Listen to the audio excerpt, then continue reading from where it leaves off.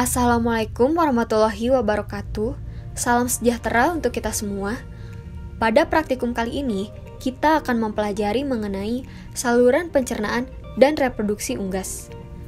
Adapun tujuan dari praktikum ini yaitu mempelajari bagian-bagian saluran reproduksi unggas untuk tujuan produksi dan mengetahui proses terbentuknya telur pada saluran reproduksi unggas. Setelah mengetahui bagian-bagian dan fungsi dari saluran pencernaan unggas, selanjutnya kita akan membahas mengenai bagian-bagian saluran reproduksi unggas serta proses terbentuknya telur pada saluran reproduksi unggas betina. Yang pertama, kita akan membahas mengenai alat reproduksi unggas jantan. Alat reproduksi unggas jantan, terutama ayam, terdiri dari dua testes yang masing-masing dengan sebuah ductus deferens. Pada ayam, tidak terdapat suatu yang homolog dengan penis mamalia. Testes berbentuk kacang terletak ventral dari lobus anterior ginjal. Permukaannya konkav mengarah ke garis media dengan sumbu paralel satu sama lain. Ukuran testes tidak selalu konstan dan akan membesar saat musim kawin. Ukuran testes kiri sering lebih besar daripada testes kanan. Dari testes, sperma atau semen disalurkan melalui ductus deferens yang berbentuk gelombang-gelombang lateral dan bermuara pada sebuah papila kecil di kloaka. Pada unggas darat, tidak terdapat penis, melainkan organ kopulatori rudimenter. Sedangkan pada unggas air, terdapat alat kopulasi berupa penis yang spiral dan bengkok yang terdiri dari tenunan fibrosa yang terletak pada dinding ventral kloaka.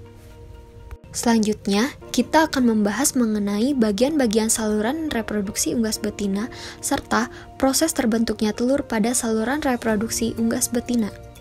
Alat reproduksi unggas betina berbeda dengan mamalia karena pada unggas, embrio tumbuh di luar tubuh induk.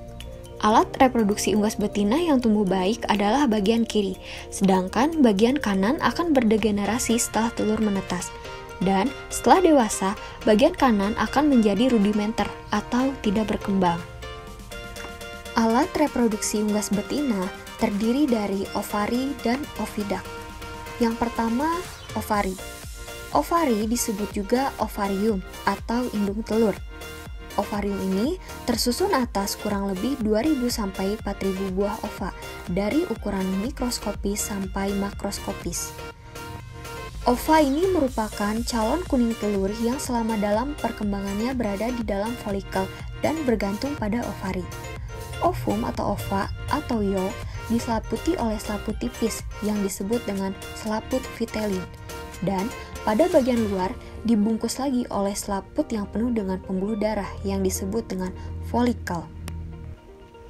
Bila yolk atau ova telah matang, maka ova akan dilepaskan pada daerah folikel yang tidak mengandung pembuluh darah yang disebut stigma. Proses pelepasan ova disebut dengan ovulasi. Ovulasi terjadi antara 15-40 menit setelah telur dikeluarkan dari kloaka. Ovulasi terjadi bila diameter ova meningkat setiap harinya sebesar 4 mm selama 10 hari, sampai berukuran diameter 40 mm atau 4 cm. Ovulasi pada ayam terjadi pada pagi hari. Menurut beberapa peneliti, materi yolk atau kuning telur ini dibuat di dalam hati dan di bawah pengaruh hormon estrogen. Yang kedua adalah oviduct. Oviduct adalah suatu buluh yang berkelok-kelok yang panjangnya kira-kira saat bereproduksi bisa mencapai 80 cm. Oviduct dibagi menjadi 5 bagian, yaitu infundibulum atau tuba Fallopi, magnum, isthmus, uterus, dan vagina. Bagian pertama dari oviduct yaitu infundibulum. Infundibulum adalah struktur yang berbentuk corong dengan dinding yang halus yang memiliki panjang 9 cm. Infundibulum berfungsi untuk menangkap ova saat terjadi ovulasi. Ova terdapat pada bagian ini selama 15 menit. Ovum yang diovulasikan akan ditampung di infundibulum dan akan masuk ke bagian oviduct berikutnya karena ada gerakan peristaltik. Apabila ayam telah bertelur terlalu lama, terkadang infundibulum sudah hilang kekuatannya, maka ovum tidak akan masuk ke oviduct, melainkan akan masuk ke rongga badan. Kejadian seperti ini juga bisa terjadi karena adanya gerakan antiperistaltik. maka ovum yang masuk ke rongga perut ini akan diserap kembali oleh tubuh.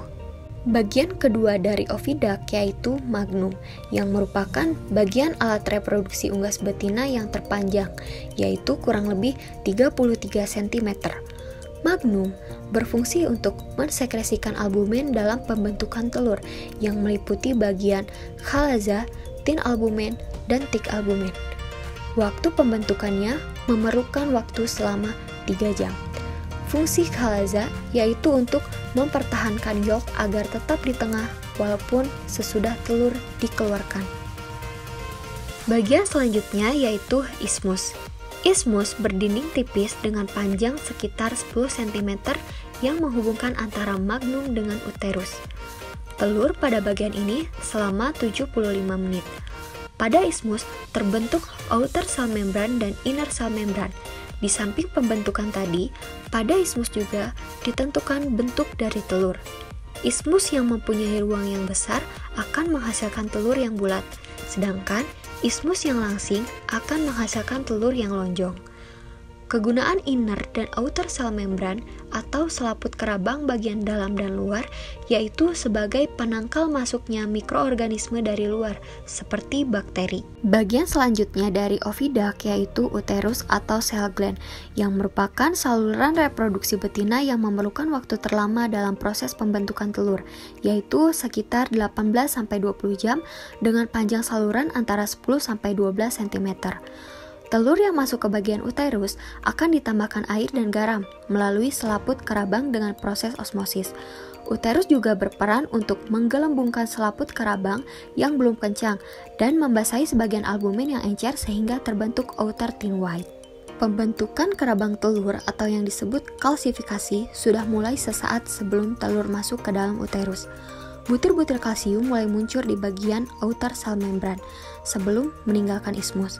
Setelah masuk ke dalam uterus, mulai terjadi pembentukan kulit telur yang sebagian besar terdiri dari CaCO3 dengan matriks yang terdiri dari protein dan polisakarida. Ada 2 sumber kalsium yang digunakan untuk membentuk kulit telur, yaitu bersumber langsung dari langsum dan sebagian berasal dari cadangan kalsium yang disimpan pada tulang medullary bone, terutama pada malam hari saat ayam tidak makan. Pada dinding sel uterus, kalsium disimpan pada epitel yang bersilia, sedangkan CO3 disimpan pada sel tubulus. Dalam uterus juga dibentuk pigmen kulit telur dan selesai 5 jam sebelum telur keluar dari tubuh induk.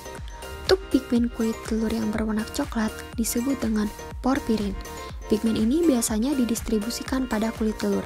Selain pigmen yang dibentuk, pada uterus juga ditambah kutikel yang berfungsi sebagai pelincir dan mencegah bakteri masuk ke dalam telur karena pori-pori tertutup.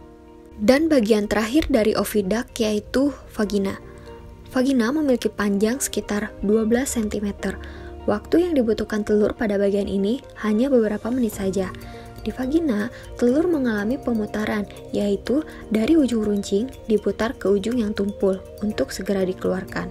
Rotasi ini memerlukan waktu kurang lebih 2 menit. Akhirnya, pembentukan telur ayam memerlukan waktu sekitar 25 jam 15 menit dan pada unggas berkisar antara 24-30 jam. Demikian pemaparan materi mengenai saluran pencernaan dan reproduksi unggas. Sampai jumpa pada video pembelajaran berikutnya. Terima kasih. Wassalamualaikum warahmatullahi wabarakatuh.